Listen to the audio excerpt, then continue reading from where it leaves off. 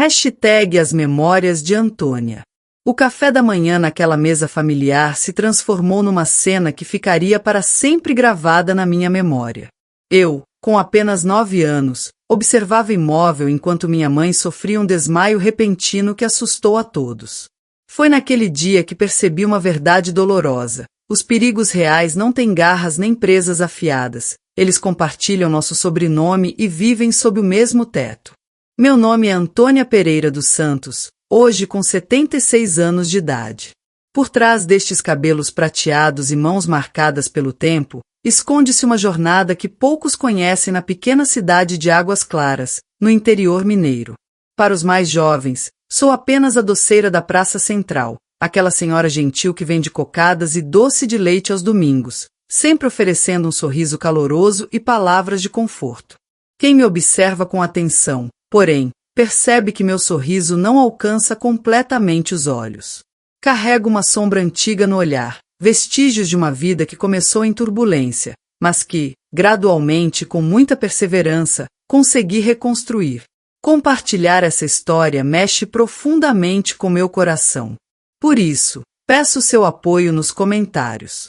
Conte-me de onde está assistindo este vídeo. Deixe seu like para que eu sinta que não estou sozinha nesta jornada de memórias. É fundamental para mim saber que alguém está do outro lado da tela, depois de tanto tempo guardando estas lembranças. Nossa residência ficava distante do centro, aproximadamente 3 quilômetros por uma estradinha que virava um lamaçal durante as chuvas. Era uma construção simples, de tijolos expostos, com telhado que não conseguia conter totalmente as fortes tempestades. O quintal espaçoso abrigava árvores frutíferas, mangueiras e goiabeiras frondosas, além de um poleiro onde as galinhas ciscavam livremente e um cachorro caramelo chamado Bolinha, que latia para qualquer movimento. Éramos como tantas outras famílias da região. Meu pai Augusto, minha mãe Esperança, eu e meu irmão Miguel, 2 anos mais jovem. Papai trabalhava numa marcenaria e retornava para casa com o aroma de serragem impregnado nas roupas. Mamãe cuidava de tudo, da casa, das crianças, da horta que mantinha nos fundos, das roupas que lavava para complementar a renda familiar. Suas mãos nunca paravam, sempre ásperas pelo trabalho constante, mas que à noite encontravam a suavidade para acariciar meus cabelos até que o sono chegasse. A mudança começou quando eu tinha aproximadamente 7 anos. Papai iniciou queixas constantes de fortes dores de cabeça que nenhum remédio conseguia aliviar. Descrevia como se tivesse um instrumento martelando incessantemente dentro do crânio, dia e noite. Foi ficando progressivamente mais irritadiço. Qualquer ruído virava motivo para explodir com todos. Mamãe tentava acalmá-lo, insistia para que consultasse um médico na cidade, mas ele resistia, afirmando que era apenas cansaço passageiro. Não passou. As dores intensificaram-se e com elas surgiu algo que até hoje me causa arrepios ao recordar. Papai começou a ter o que mamãe chamava discretamente de episódios. De repente, sem aviso, ele começava a tremer por completo. Os olhos giravam e suas palavras perdiam coerência. Em alguns momentos, ficava agitado, quebrava objetos pela casa, batia nas paredes até machucar as próprias mãos. Parece convulsão, comentou certa vez Dona Teresa, nossa vizinha mais próxima, que morava a uns 500 metros. Meu sobrinho tinha isso. Precisa de medicamento adequado. Mamãe finalmente convenceu papai a procurar o posto de saúde após um episódio particularmente intenso, quando ele confundiu objetos comuns com ameaças imaginárias, colocando todos em risco. O médico prescreveu medicamentos, mas eram caros e difíceis de encontrar. E papai raramente seguia o tratamento corretamente. Reclamava que os remédios o deixavam lento, prejudicando seu desempenho no trabalho.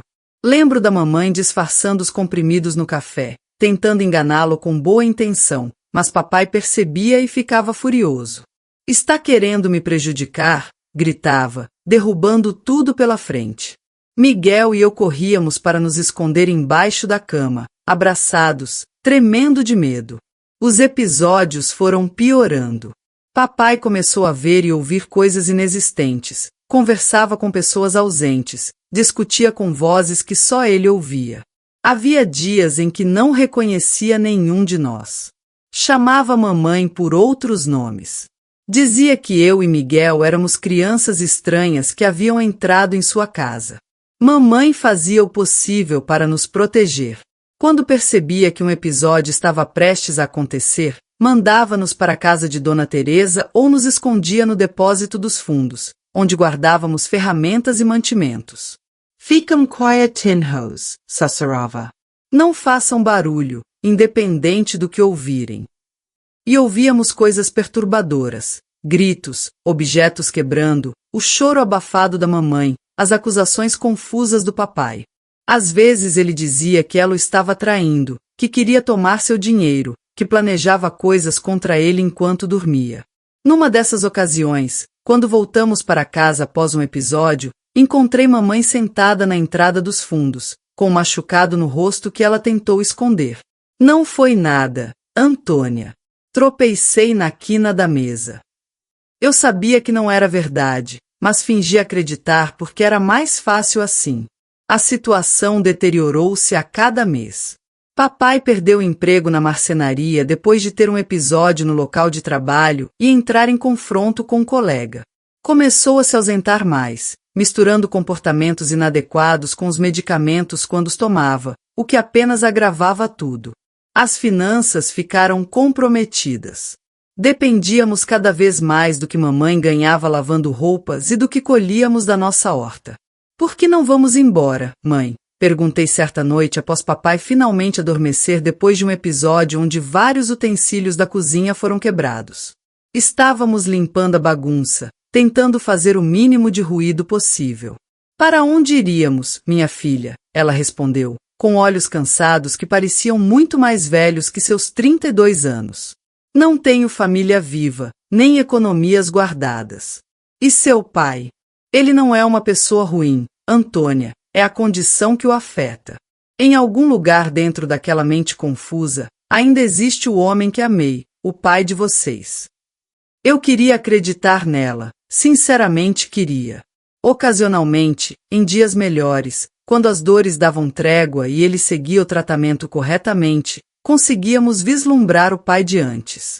Sentava-se no banco de madeira do quintal, chamava-nos para apreciar o pôr do sol, contava histórias de sua infância, assobiava melodias antigas enquanto consertava algo pela casa. Nesses momentos, mamãe o olhava com tanto carinho que chegava a doer, como se desejasse eternizar aqueles instantes. Porém, os dias bons foram se tornando cada vez mais raros, quase desaparecendo por completo. Os episódios agora eram praticamente diários e nos intervalos entre eles, papai permanecia constantemente desconfiado, irritado, confuso. Foi numa quarta-feira à noite. Nunca esquecerei. Chovia intensamente lá fora, daquelas tempestades de verão que parecem querer arrancar o teto. O barulho das gotas batendo nas telhas de zinco era ensurdecedor. Miguel e eu já estávamos deitados, fingindo dormir, mas eu permanecia atenta, como sempre ficava nas noites de chuva, pois papai detestava tempestades. Dizia que o barulho amplificava as vozes em sua cabeça. Ouvi um grito da mamãe, depois barulho de mobília caindo. Infelizmente, nada fora do comum naquela época. Puxei o cobertor sobre a cabeça de Miguel, que já começava a chorar baixinho. Xi, vai passar. Menti, como sempre fazia, mas aquela noite seria diferente. Os gritos aumentaram. Ouvi mamãe suplicando, Augusto, pelo amor de Deus, pare com isso. Você não está raciocinando direito. Depois veio um barulho que nunca tinha escutado antes, como algo pesado caindo repentinamente. Um impacto surdo, seguido de silêncio. Apenas o barulho da chuva lá fora. Aquele silêncio me apavorou mais que qualquer grito. Saí da cama, mesmo sabendo que não devia. Fique aqui, sussurrei para Miguel. Não saia por nada. Caminhei pelo corredor escuro, descalça, fazendo o assoalho de madeira antiga Ranger. A porta da cozinha estava entreaberta, uma fresta de luz escapando. Empurrei devagar, o suficiente para ver. A imagem que encontrei permanece gravada em minha memória até hoje, como uma fotografia indelével. Mamãe caída no chão frio, inconsciente, um ferimento na cabeça, e papai ao lado, segurando um objeto de madeira, agora manchado. Seus olhos pareciam distantes, como se estivesse em outro mundo. Finalmente silêncio, ele disse, com uma voz estranhamente calma. Finalmente posso descansar. Não sei se ele me viu paralisada de horror. Lembro apenas de correr de volta para o quarto, pegar Miguel pela mão e nos escondermos no armário, onde permanecemos abraçados, tremendo, até o amanhecer. O que aconteceu naquela noite e nos dias seguintes é tão doloroso que mesmo depois de quase 70 anos, minhas mãos tremem ao tentar colocar em palavras. Mas preciso contar, preciso que saibam, porque o verdadeiro desafio estava apenas começando. Quando o sol nasceu naquela quinta-feira, eu ainda estava no armário, segurando Miguel, que conseguirá adormecer entre soluços. Meu corpo dolorido pela posição desconfortável, mas o que mais doía era o silêncio pesado que tomava conta da casa, como se o mundo tivesse parado de respirar junto com mamãe. Ouvi passos pelo corredor, a porta do nosso quarto abrindo. Antonia? Miguel. A voz do papai soava quase normal, similar àquela que conhecia antes da doença dominá-lo. Por um instante delirante, pensei que tudo havia sido um pesadelo terrível, que acordaria e encontraria mamãe na cozinha preparando café, o aroma de bolo de fubá preenchendo o ambiente. Mas não foi isso que aconteceu. Papai nos encontrou no armário. Seus olhos estavam diferentes, nem desorientados como durante os episódios, nem agressivos como ficavam depois. Estavam vazios, como poços secos onde não se consegue enxergar o fundo. Venham, disse com uma calma assustadora.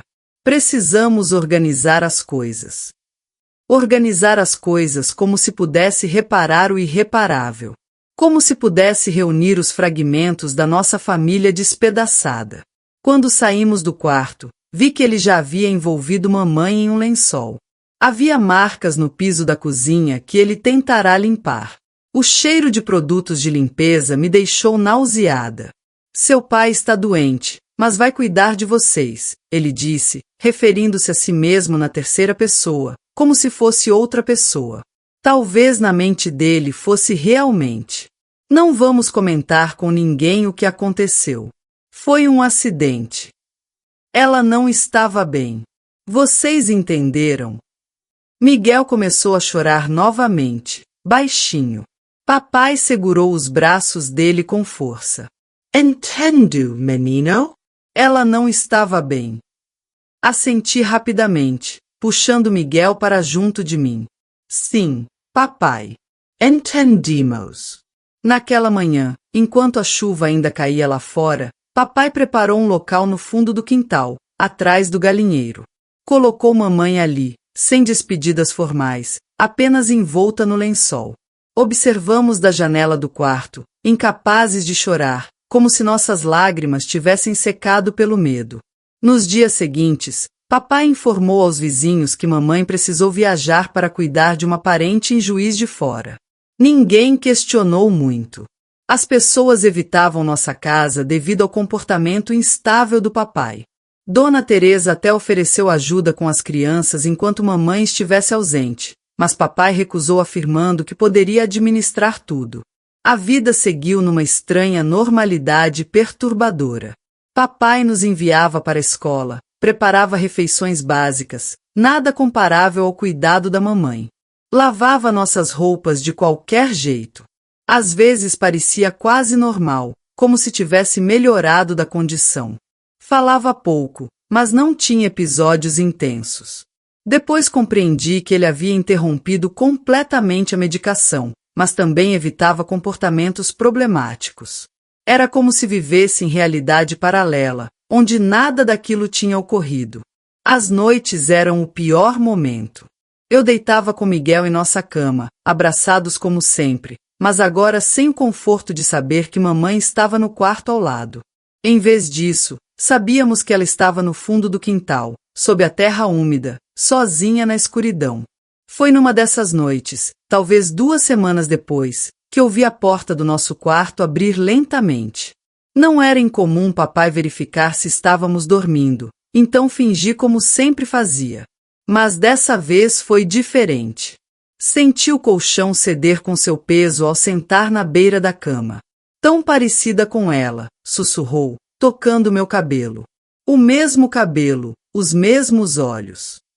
Mantive os olhos fechados, respirando calmamente, rezando para que fosse embora logo, mas a situação evoluiu para um comportamento completamente inadequado que nenhum pai deveria ter com sua filha.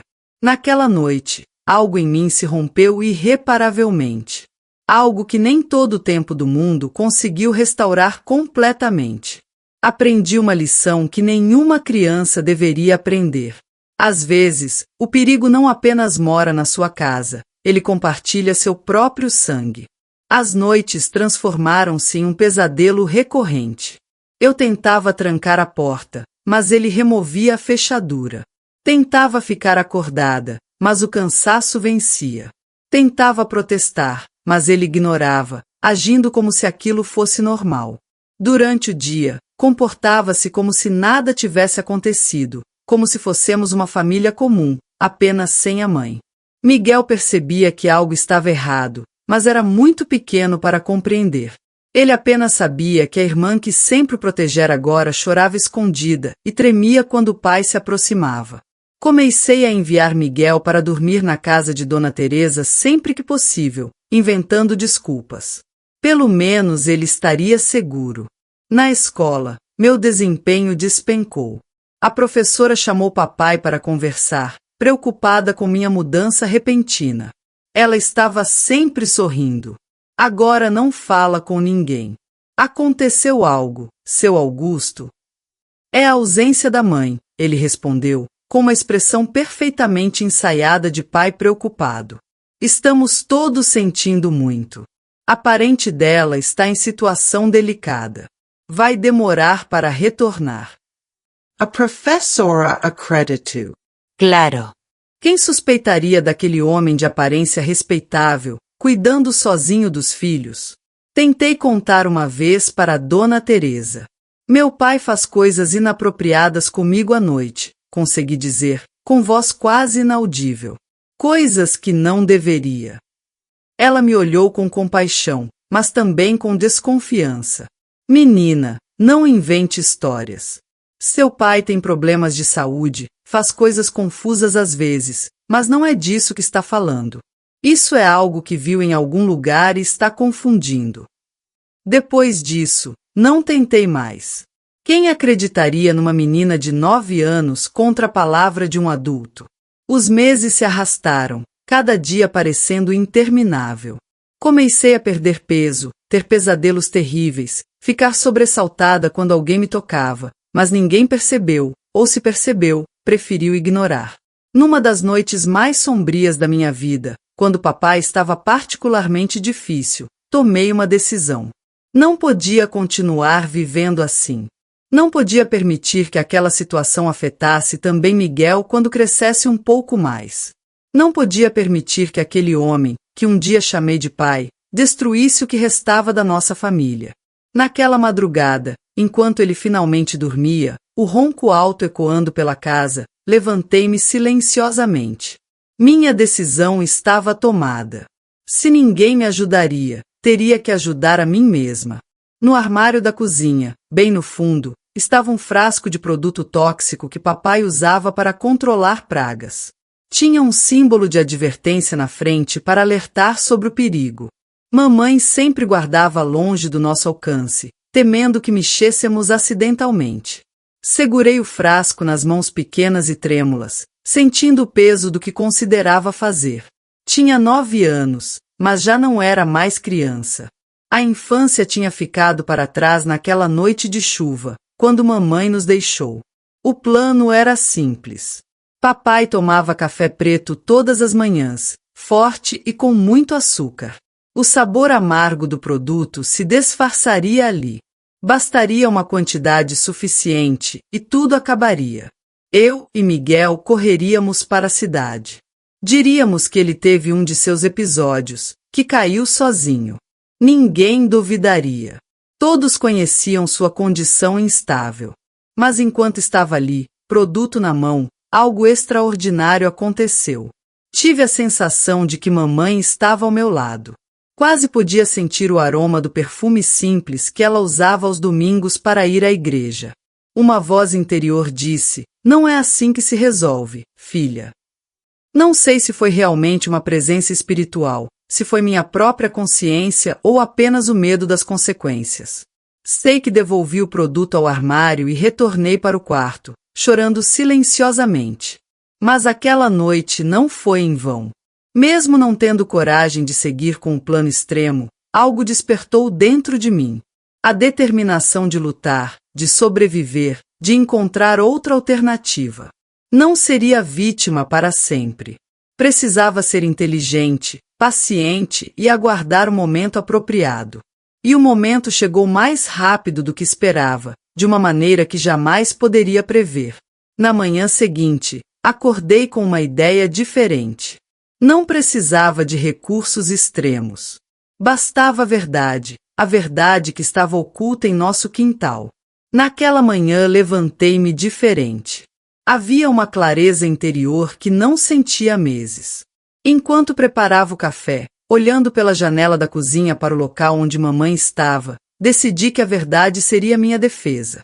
Não podia recorrer a medidas desesperadas, isso me tornaria igual a ele. Mas podia usar a verdade escondida no quintal, a verdade que ninguém conhecia além de nós três. O sargento Oliveira visitava toda a primeira quarta-feira do mês as famílias mais afastadas, verificando se estava tudo em ordem, se as crianças frequentavam a escola. Era parte de um programa governamental recente. Faltavam 2 dias para sua visita. Naqueles 2 dias, fingi melhor do que nunca. Sorri quando papai falou comigo. Não me retraí quando ele se aproximou. Preparei as refeições do jeito que ele apreciava. Ele estranhou inicialmente, observando-me desconfiado com aqueles olhos que agora pareciam sempre nebulosos, como o céu antes de tempestade. Está diferente, menina. O que aconteceu com você? Nada, pai. Só estou com saudade da mãe e pensei que deveria ajudar mais em casa. Ele pareceu acreditar. Ou talvez fosse conveniente acreditar.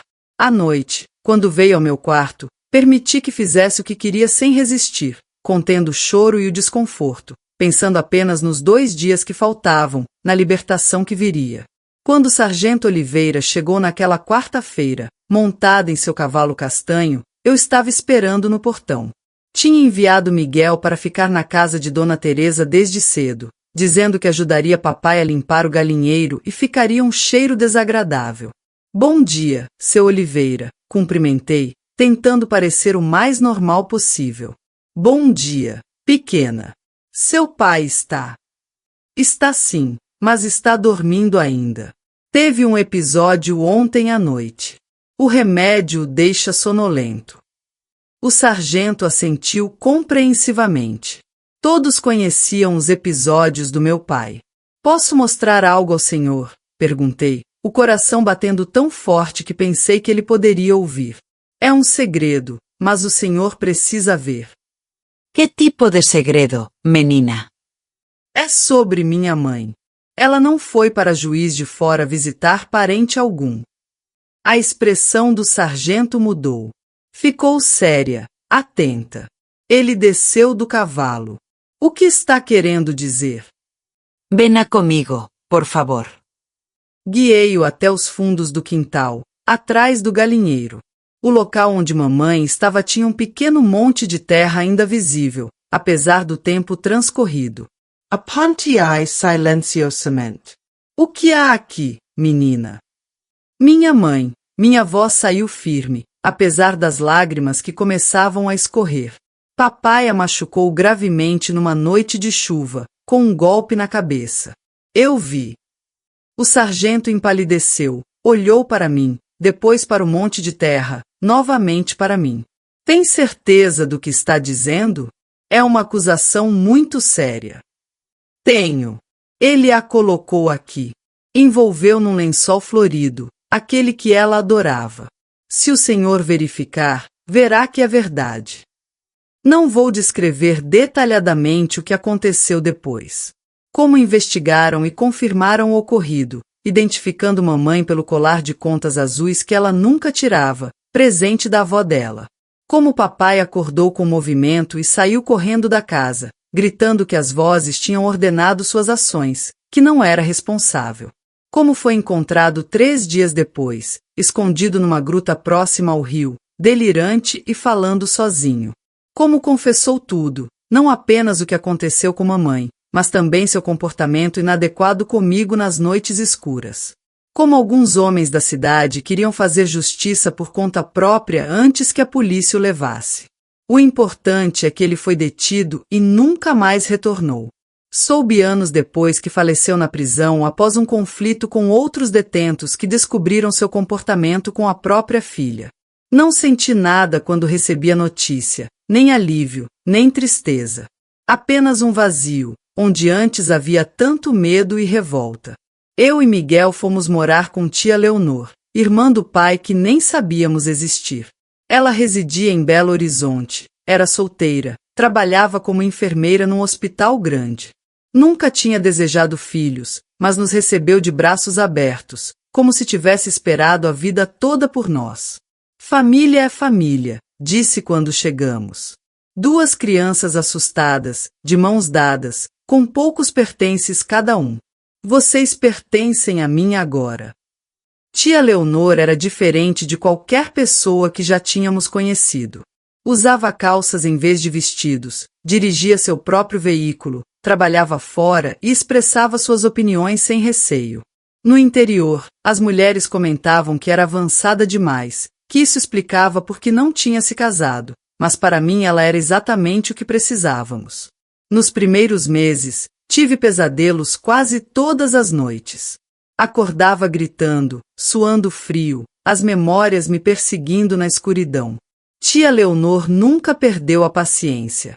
Vinha ao meu quarto, acendia a luz, tínhamos eletricidade na capital, sentava na beira da cama e permanecia comigo até me acalmar. O que você vivenciou foi terrível, Antônia, dizia, diretamente. Mas não define quem você é. Você é mais que isso. Um dia essa dor será apenas uma lembrança distante, não mais uma ferida aberta. Inicialmente, duvidei dela. Como poderia superar algo tão traumático?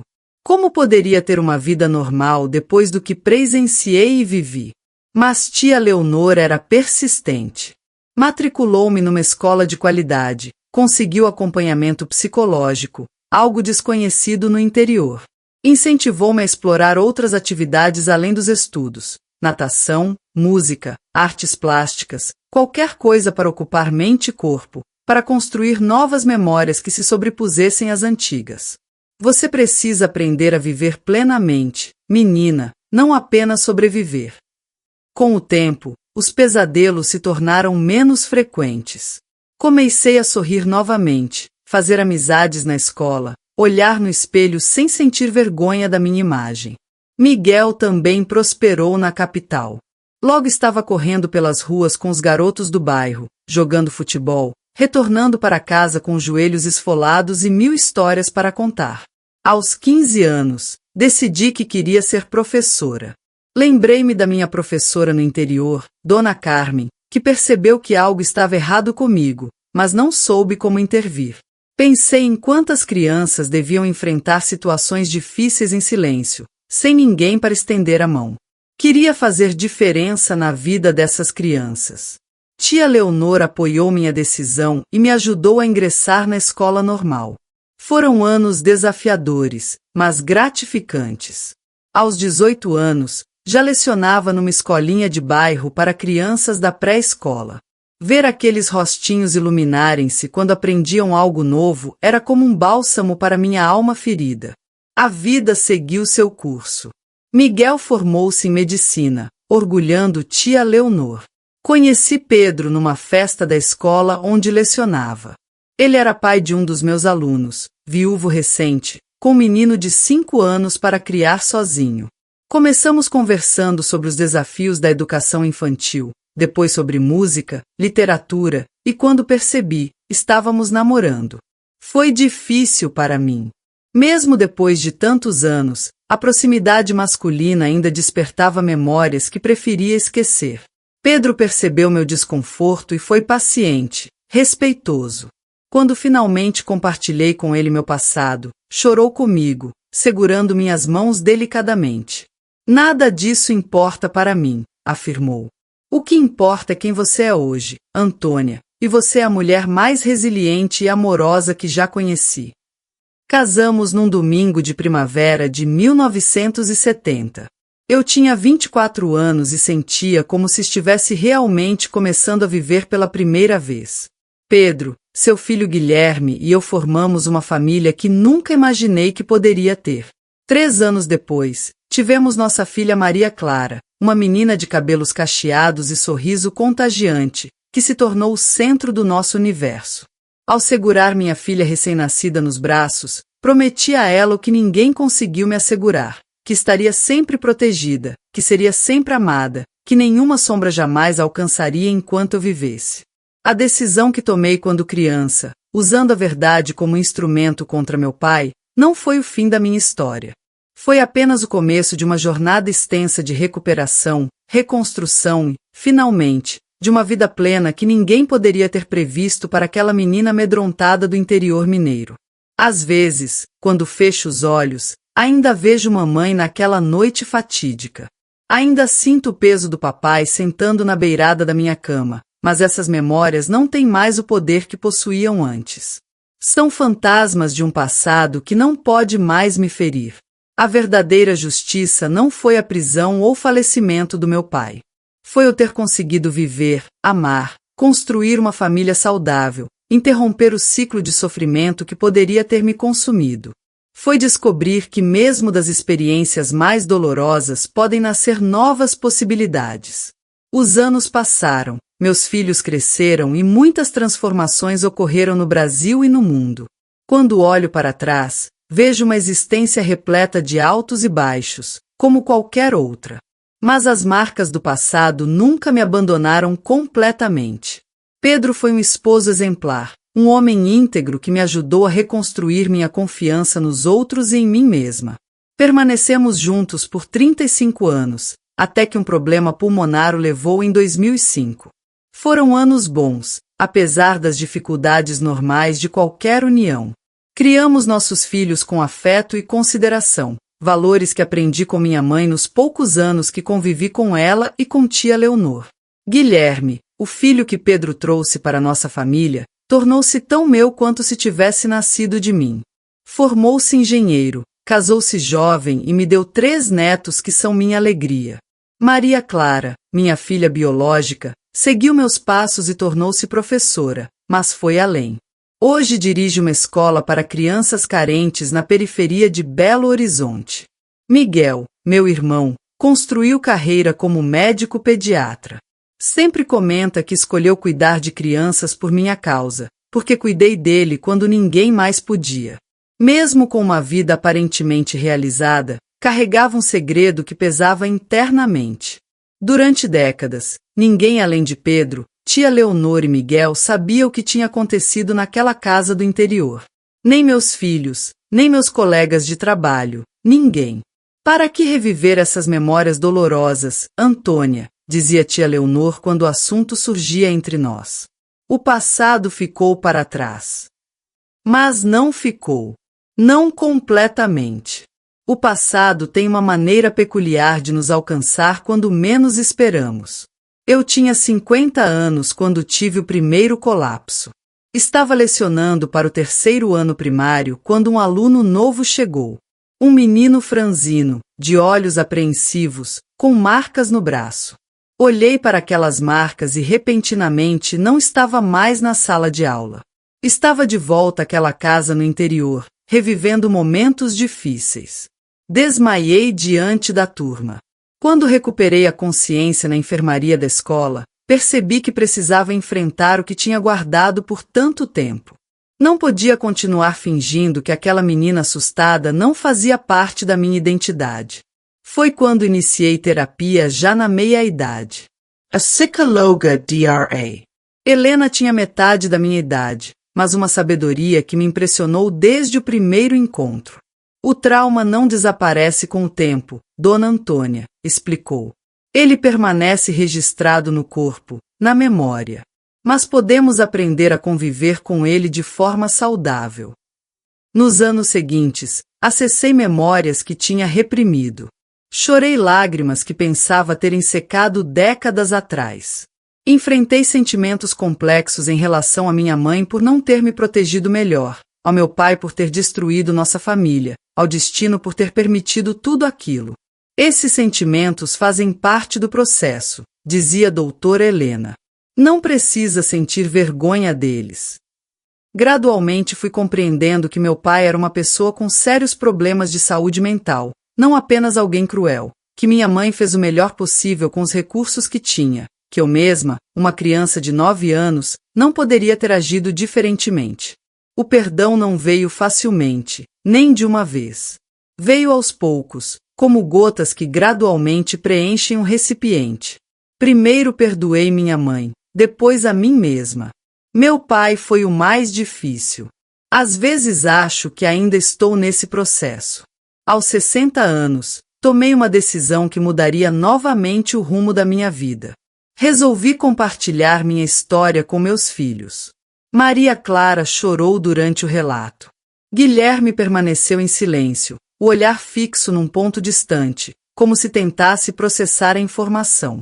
Depois me abraçaram de uma maneira que nunca tinham feito antes, não como filhos abraçando a mãe, mas como adultos tentando acolher alguém que amam. Por que nunca nos contou antes? Perguntou Maria Clara, enxugando as lágrimas. Queria proteger vocês, respondi sinceramente. Queria que crescessem sem o peso dessa história e talvez também tivesse receio da reação de vocês. Receio de quê, mãe? Guilherme parecia genuinamente surpreso.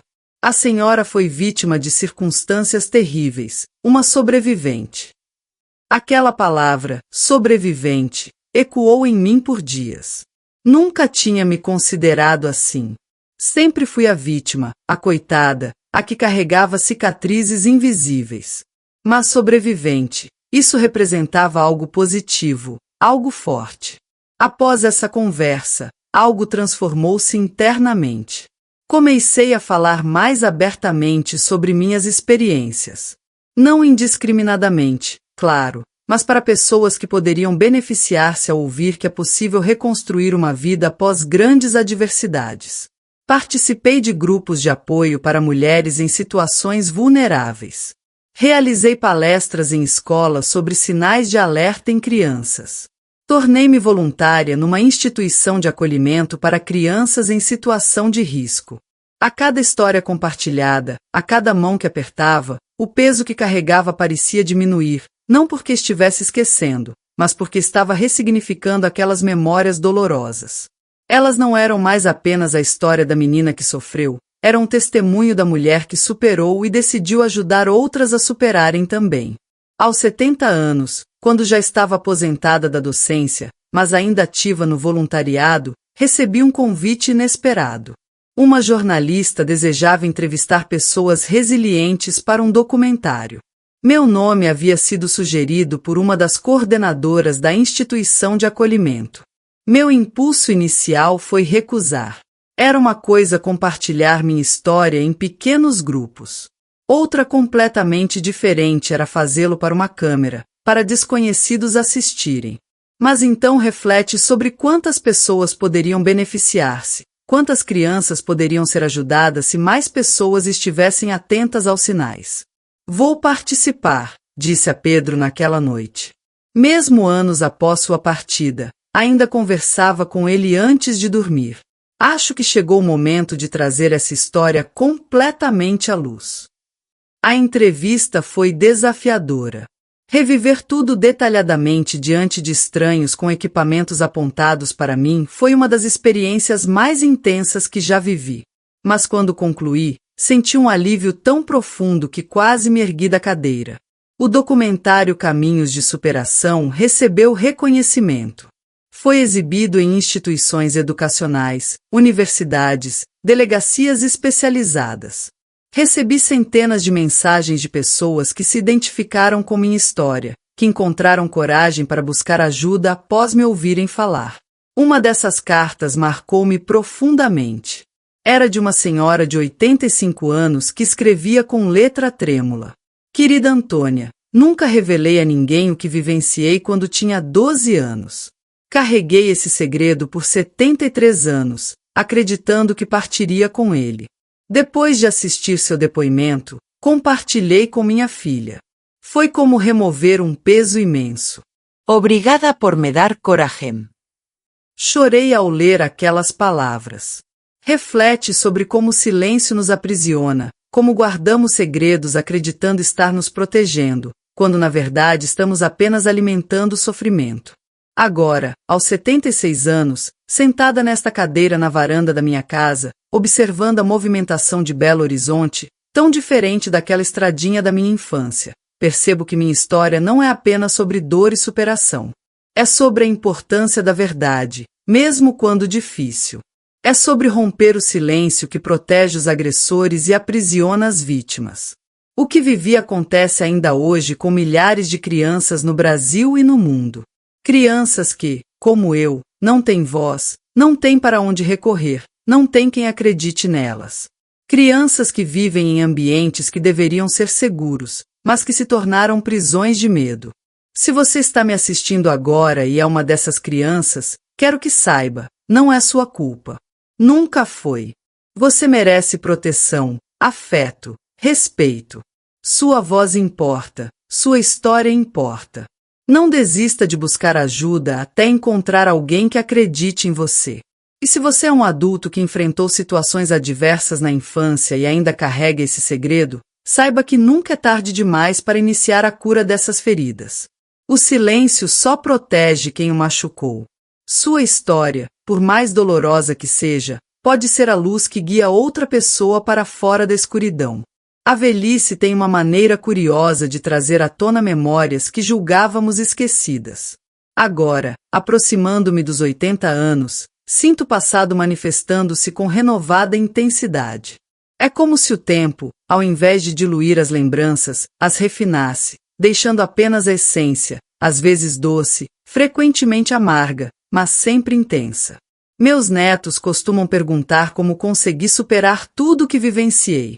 A verdade é que nunca superei completamente. Não se supera integralmente um trauma profundo, apenas se aprende a conviver com ele. Como uma árvore que cresce ao redor de um obstáculo que a feriu. A cicatriz permanece, incorpora-se ao tronco, torna-se parte da estrutura. Quando completei 65 anos, fiz algo que nunca imaginei fazer. Retornei a Águas Claras. A cidade tinha mudado tanto que quase não a reconheci. Havia pavimentação nas vias principais, um centro comercial desenvolvido, infraestrutura moderna. O riacho onde brincava com Miguel tinha sido canalizado. A casa onde cresci não existia mais. No local havia uma padaria com mesas externas. Caminhei até o lugar onde ficava nossa propriedade, onde tudo aconteceu. Um jovem atendente serviu-me café. Sentei-me ali, exatamente sobre o terreno onde minha mãe foi colocada às pressas, onde minha infância foi interrompida numa noite de tempestade. O café estava quente e adocicado. Bebi lentamente, sentindo o calor descer pela garganta, dissipando o frio que sempre me invade quando revisito esse passado. A senhora daqui? Perguntou o rapaz, notando meu olhar contemplativo. Fui, há muito tempo, não elaborei mais. Que sentido teria? Aquele jovem não tinha nascido quando tudo aconteceu. Para ele, aquela era apenas a padaria da família, um estabelecimento como outro qualquer. As memórias que eu percebi ali pertenciam exclusivamente a mim. Naquela viagem, visitei também o cemitério local. Após meu caso ganhar visibilidade com o documentário, a administração municipal providenciou a transferência adequada dos restos mortais da minha mãe. Levei flores, gérberas vermelhas, como aquelas que ela cultivava na entrada da nossa casa. Permaneci ali um tempo conversando silenciosamente com ela, contando sobre meus filhos, meus netos, sobre a vida que construí, apesar de tudo. Você estaria orgulhosa, mãe, sussurrei antes de partir. Foi uma visita de encerramento, de despedida. Não retornei mais lá, nem pretendo voltar. Algumas portas precisam ser fechadas definitivamente para que possamos prosseguir. Aos 70 anos, perdi Miguel. Meu irmão, meu cúmplice, a única pessoa no mundo que tinha compartilhado parcialmente o mesmo desafio que eu, partiu após enfrentar Alzheimer. Uma condição cruel que o fez perder fragmentos da memória progressivamente. No estágio final, não me reconhecia mais, confundia-me com nossa mãe. Mãe, estou assustado. O pai está tendo um episódio novamente, dizia, o olhar perdido num passado que eu gostaria que ele pudesse esquecer. Sua partida abriu um vazio em mim que nada conseguiu preencher. Era como se a última testemunha da minha história tivesse desaparecido, deixando-me apenas com minhas recordações, sem ninguém para confirmar. Sim, isso realmente aconteceu. Não foi apenas um pesadelo. Tia Leonor já tinha partido anos antes, levando consigo aquela fortaleza que me amparou quando mais necessitei. Pedro também. As pessoas que nos sustentaram quando estávamos desmoronando vão seguindo seus próprios caminhos, deixando-nos com a responsabilidade de continuar, de transmitir adiante o que aprendemos. Foi após a partida de Miguel que comecei a registrar minhas memórias. Não para publicação, apenas para preservar essa história, para que meus netos e bisnetos, quando eu já não estiver presente, possam compreender melhor quem foi sua avó, de onde veio a resiliência que todos mencionam perceber em mim. Escrever foi terapêutico. Cada palavra registrada era como uma pequena pedra colocada sobre o monumento, selando finalmente um passado que, por tanto tempo, permaneceu exposto, doloroso. Quando concluí o manuscrito, entreguei uma cópia para cada um dos meus filhos. Maria Clara emocionou-se ao receber o seu. Guilherme segurou o envelope contra o peito longamente antes de conseguir expressar-se. Obrigado por confiar isso a nós, mãe, disse. Guardaremos com todo respeito. Em 2020, quando a pandemia chegou, trazendo insegurança e isolamento, descobri que minhas experiências de vida tinham me preparado de alguma forma para enfrentar crises. Enquanto muitos enfrentavam dificuldades com o confinamento, eu encontrava força na memória de outros momentos desafiadores que já tinha superado. Ofereci apoio aos meus netos por videochamadas, mais uma tecnologia que precisei aprender. Contei histórias para os bisnetos pequenos. Organizei um grupo virtual de apoio com amigas da comunidade. De alguma maneira, minha idade, que muitos considerariam fator de vulnerabilidade, tornou-se minha maior fortaleza. Já tinha presenciado tanto, superado tanto, que uma pandemia, embora preocupante, não me derrotaria. Vovó é indestrutível, brincou meu neto Lucas durante uma das chamadas. Não é bem assim, reflete comigo mesma. Não sou indestrutível. Fui fragilizada várias vezes ao longo da vida, mas aprendi a me reconstruir, fragmento por fragmento, cada vez mais fortalecida nas imperfeições. Recentemente, Maria Clara convidou-me para conversar com as educadoras da escola que dirige. Era uma capacitação sobre identificação de sinais de vulnerabilidade infantil. Hesitei inicialmente. Já estou idosa demais para essas atividades, pensei. Mas acabei aceitando.